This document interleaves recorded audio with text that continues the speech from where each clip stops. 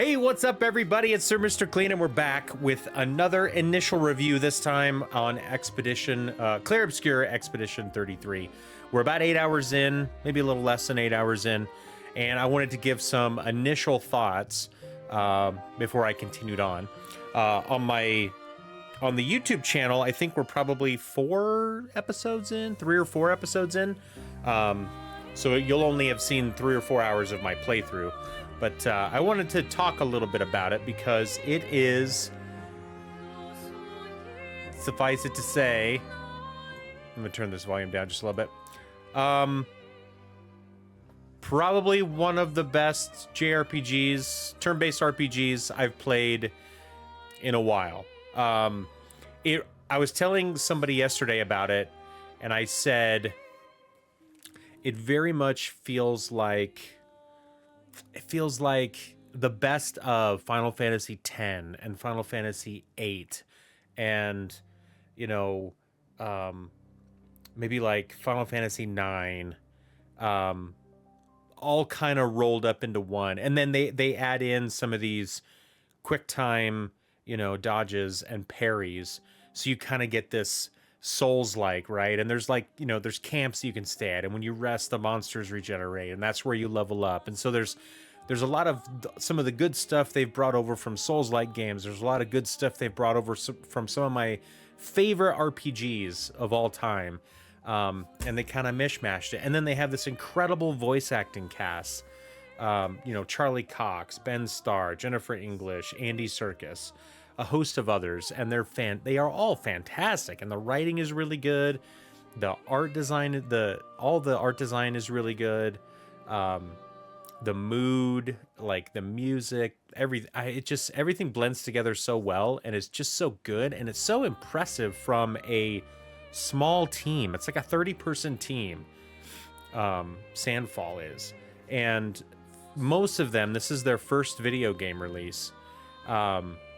And it's just super impressive, and it's just refreshing a little bit, I think, to know that like a small team, an indie team, can put together such quality and such fun.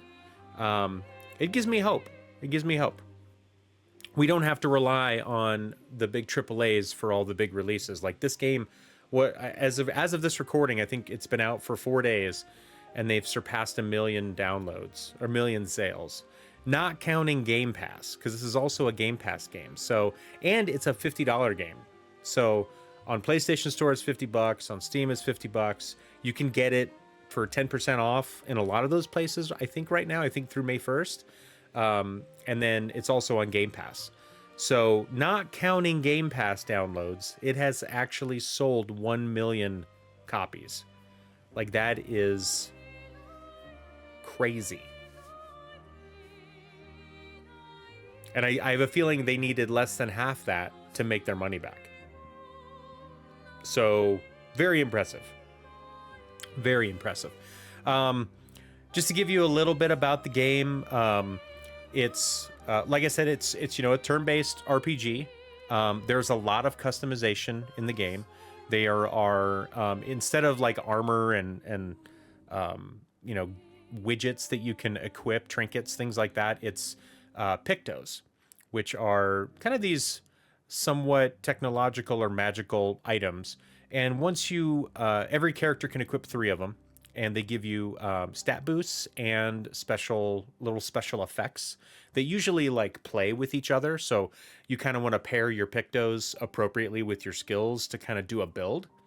And the pictos, if you win 4 battles with a picto, you learn it, and then you can use that effect on anybody on your team, and it turns into what's called a Lumina, and you can equip that with anybody on your team, and you can earn Lumina points throughout the game, and your max Lumina points for each character increases, and you get items that allow you to increase that as well. And then you can equip, each of these little pictos that have been turned into Luminas cost a certain amount of Lumina in order to equip them. And so you can have, like a dozen Lumina equipped on your character, along with 3 pictos, And so you can really hone in and really customize how you want to play the game. And it's kind of a brilliant idea, because the possibilities are endless. And there's already guides on YouTube that I've seen are people like kind of coming up with broken builds. And that kind of stuff is fun. Like, that's what I really liked about Elden Ring, is that I could get really good with like a weapon, and I could upgrade the crap out of it and pair it with different things, and then I could just have kind of this broken build that was just like overpowered.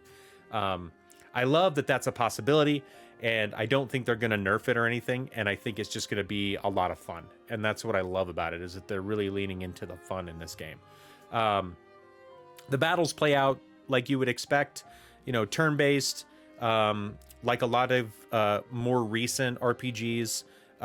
You can see the enemies on the overworld, and then you can like attack them before they reach you, before they touch you, and you'll get like initiative, and so you'll get like first to attack. And then from there it goes through like Final Fantasy X or like Octopath, where you can like see who's going to go next, the order in which everybody's going to play out, and then you can speed up your character or slow down your opponent so that you can get more attacks in, and then you can, your Pictos or your Lumina can even give you more attacks. And there's a shooting mechanic in the game where you can shoot weak points on the enemies and like inflict them with burn or different elements right from the get-go. Flying enemies you need to shoot because they dodge pretty much everything you throw at them. So there's a lot of little things that make it unique and creative, and every battle feels somewhat consequential. And all the boss battles, like if you're not dodging or parrying, they will wreck you. And the way they have it built is the dodge mechanic is a little bit easier than the parry mechanic. The parry mechanic, that your timing has to be really, really spot on, and then you get a counter attack. And the counter attack is usually pretty massive. So that's cool. And then the parry or the dodge mechanic is a little bit easier to do. You don't have to have as great of timing, but you don't get the counter attack. So a lot of times what folks are recommending is you learn the fights by dodging, and then once you kind of have the timing down, you start to try using that timing to parry. And it'll even tell you too, when you dodge, it'll say dodge or it'll say perfect dodge. And if you perfect dodge, that means it's good enough. You had good enough timing to do a parry. So if you start seeing the perfect dodges pop up when you're dodging, you're like, all right, now it's time to start parrying because I've got the timing down. It's cute little things like that, like just little subtle things that just help you out, and it's just fantastic. Like, it's amazing that they thought of these things and they've kind of put those in there. What's unfortunate though is they don't explain some of that. So like, I had to watch a YouTube video where someone was telling you like, hey, 10 things you missed or they don't explain in Expedition 33. And so that was one of the things that kind of came up, and I was like, oh, really interesting. Another thing is when you're using skills, the text of the skill will be highlighted like this orange color if the special effect of that skill will fire off, because a lot of times it's like attack this person, and if they're burning, do double damage or something, right? And so if the character that you're targeting, the enemy you're targeting, is burning, that skill will light up, because there's the extra piece of damage you're going to do is going to be effective. And so that's really helpful at a glance to be able to see that. So there's just a lot of really cool things. Also, the whole dodge and parry stuff, like if you don't want to deal with any of it, you don't have to. You can turn it off, so that I think it'll just like auto dodge for you. There's also, or maybe I don't think it auto dodges, but I don't think you have to dodge, or you take like less damage if you get hit. And then also you can turn off the quick times when you're attacking. You can just turn them on so they're always hitting. So like sometimes when you attack, you have to hit like X a couple times. There's also a jump mechanic, which I thought was pretty crazy. Sometimes your group will get attacked, or your character will get attacked, and a little icon will pop up and saying that this isn't dodgeable. Like, you can't dodge or parry this, you have to jump. And so you can jump, and then while you're in the air, you can do an attack.